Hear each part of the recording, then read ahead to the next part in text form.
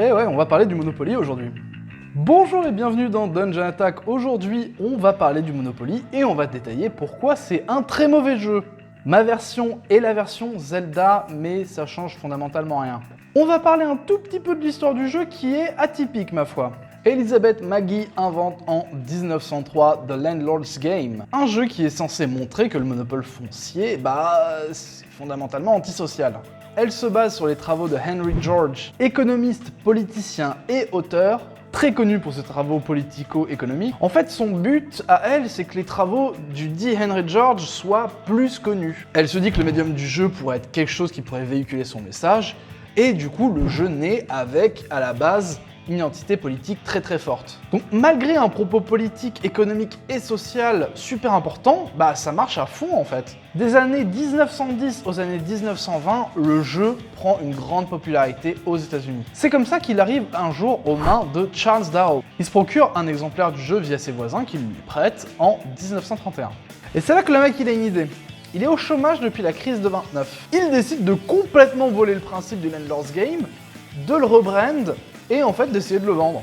Il en fait une version maison avec une toile cirée et un bracelet de sa femme. Il essaie de le vendre à Parker Brothers qui refuse pour la difficulté, entre autres raisons. Ils disent que le jeu est trop complexe et en effet pour l'époque c'est pas mal complexe. Ouais. Il y a énormément de choses à gérer, devoir payer des taxes, devoir payer de la nourriture, des vêtements, plein de choses. C'est vraiment dense. J'ai parcouru les règles du jeu sur un site qui est tenu à jour.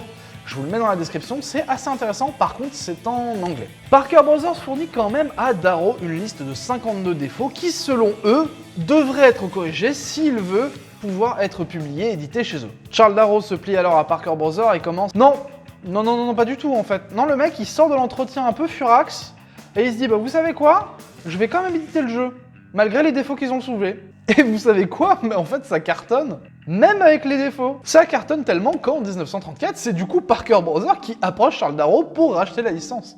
Ils vont aussi racheter les droits de The Landlord's Game à Maggie qui va les céder pour une bouchée de pain. Selon elle, l'argent ne l'intéresse pas, elle veut juste que le message soit diffusé.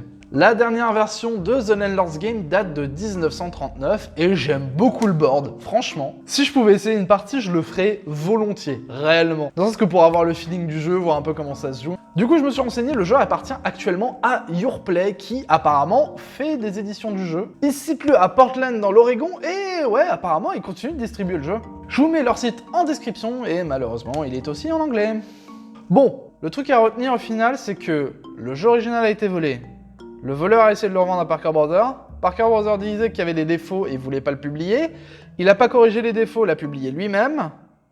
Et ça a marché. Après, je vais pas vous mentir, par pure honnêteté intellectuelle, je suis quand même essayé d'aller chercher la liste des fameux 52 défauts que Parker Brothers avait refusé à l'édition originale du Monopoly. Et en fait, j'ai pas trouvé. Donc si ça se trouve, c'était juste des caprices d'éditeurs, ou si ça se trouve, il y avait des trucs réellement sérieux dedans. Je peux pas vous dire. Bon, en tout cas, on est prêt à attaquer la suite maintenant. On va quand même rappeler le principe de base, histoire que tout le monde soit égaux. Dans Monopoly, les joueurs prennent le rôle de propriétaires fonciers qui cherchent à s'enrichir encore plus, que ce soit en achetant des terrains ou en développant leur terrain actuel. On gagne de l'argent quand les joueurs visitent des propriétés qui ne leur appartiennent pas. Et si l'argent commence à manquer, vous pouvez hypothéquer vos biens pour éventuellement gratter un peu de thunes. Comme ça, les parties, elles font bien 8 heures, hein? Bon, pourquoi c'est mauvais? C'est simple, déjà le premier qui tombe sur les meilleures propriétés a gagné. C'est mathématique, il aura plus d'argent que vous parce que à long terme dans une partie de Monopoly, les propriétés sont plus importantes que l'argent. Après ça, on est parti pour des heures de jetage de dés sans importance. Oui, parce qu'en plus c'est régi par la chance, hein. Et ça c'est le point qui sort le plus souvent. J'ai demandé sur Twitter à des gens, selon eux, qu'est-ce qui est réellement le point négatif du Monopoly? Et c'est le fait qu'on n'influe sur rien en fait. C'est un jeu qui récompense ni la stratégie, ni les compétences. En effet, un bon jeu vous demanderait de faire preuve d'ingéniosité et de sagesse, mais pas le Monopoly. Donc en fait, si vous faites des mauvais jets de dés, vous êtes fichu. Non mais vous allez me dire, non mais attends mec, on peut faire des échanges quand même. Alors, non, je suis pas d'accord. Les propriétés varient beaucoup trop en valeur, ça fait que pour la personne qui a la propriété qui vaut le plus cher, un échange c'est jamais la bonne idée. Les échanges sont inutiles, à moins que tu amadoues ton adversaire. Donc la seule et unique mécanique du jeu, ça reste de jeter un dé. Non mais ok. Admettons que jeter des dés pendant 2 heures, c'est votre truc. Non bon écoutez, je peux pas continuer comme ça, c'est pas sympa. Je déteste le Monopoly, ouais, ça existe depuis 1935. Les mécaniques ont pas changé. C'est comme regarder Pong et dire non mais y a pas d'arc narratif, et puis les persos, bon voilà, puis les graphismes, y a pas d'arbre de talent, hein. Pire jeu du monde. Bah non, c'est pas sympa de faire ça, vous avez vu l'âge de Pong le pauvre. En revanche, imaginez si là maintenant on vous ressortait Pong dans une boîte carton dégueulasse avec un code pour télécharger le jeu, même pas un CD, qu'on vous le mettait à côté du dernier Zelda ou du dernier Fire Emblem à 20 balles de plus que ces deux-là. Il y a un peu la tronche quand même, non? Eh ben le Monopoly se permet de faire ça en fait. Il est bien plus cher que ses concurrents. Non content de proposer un jeu qui n'a pas eu d'errata de règles depuis les années 30 quand même, il le propose dans une boîte et des composants qui sont très en dessous des standards des jeux de société actuels. En effet, le Monopoly ça coûte à peu près une trentaine d'euros. Mais attendez, je vais vous montrer un jeu qui selon moi mérite toute votre attention. Vous êtes prêts? Ok, c'est parti. Voici Ticket to Ride London, ou Les Aventuriers du Rail en français. Une version qui se passe en Angleterre de Ticket to Ride. La version de base de Ticket to Ride est sortie en 2004 et il est considéré comme le renouveau des jeux de société modernes. En effet, c'est familial, c'est pas long à mettre en place, c'est pas long à expliquer, ni à jouer, ni à comprendre. C'est le jeu parfait pour commencer les board games. Mais vous direz, mais pourquoi je parle de ça dans une vidéo qui concerne le Monopoly? Eh ben parce que comme le Monopoly, Ticket to Ride s'est décliné en un grand nombre de versions et a essayé de se renouveler au fil des années sans changer sa formule initiale. Comme je le disais, les règles n'ont pas changé fondamentalement depuis 2004, mais malgré tout ça, on est devant une expérience qui est plus intéressante que le Monopoly. Perso, moi rien que d'imaginer une mise en place de Monopoly, j'ai mal au crâne. Hein. Bref, on s'en fiche. Ce qui m'intéresse, c'est que vous essayez de deviner le prix de ce jeu.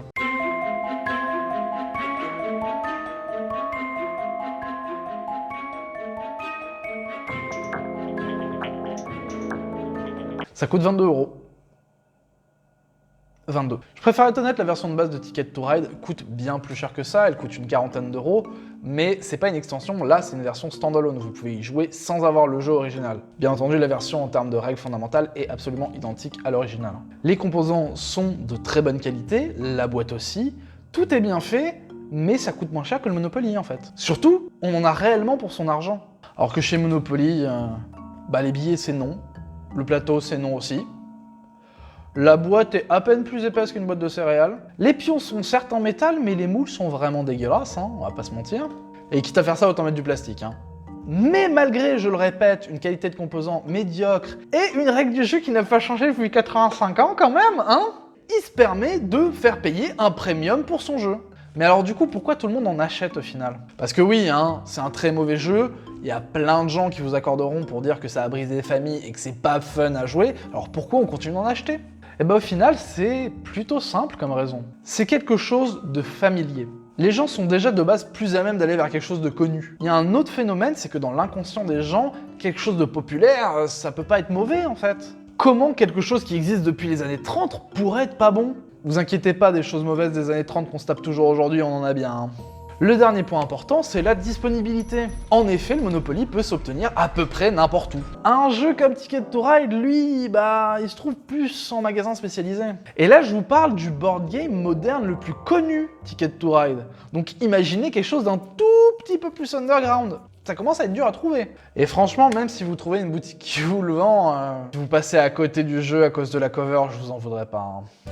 J'aimerais conclure en disant que oui, Monopoly est bel et bien le pire jeu de la grande distribution actuelle.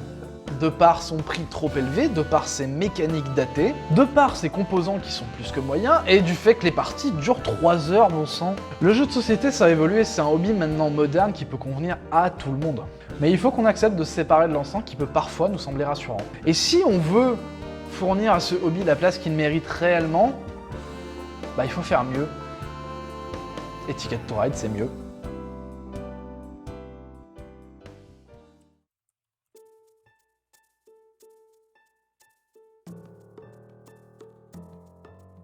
Qu'est-ce que c'est que ce truc? Si je jouais qu'un débutant, il faudrait vraiment un miracle pour qu'il gagne, pour toute modestie. Salut, je suis Philippe Pinoli, je suis le meilleur joueur français de Monopoly et je vais te convaincre de jouer au Monopoly.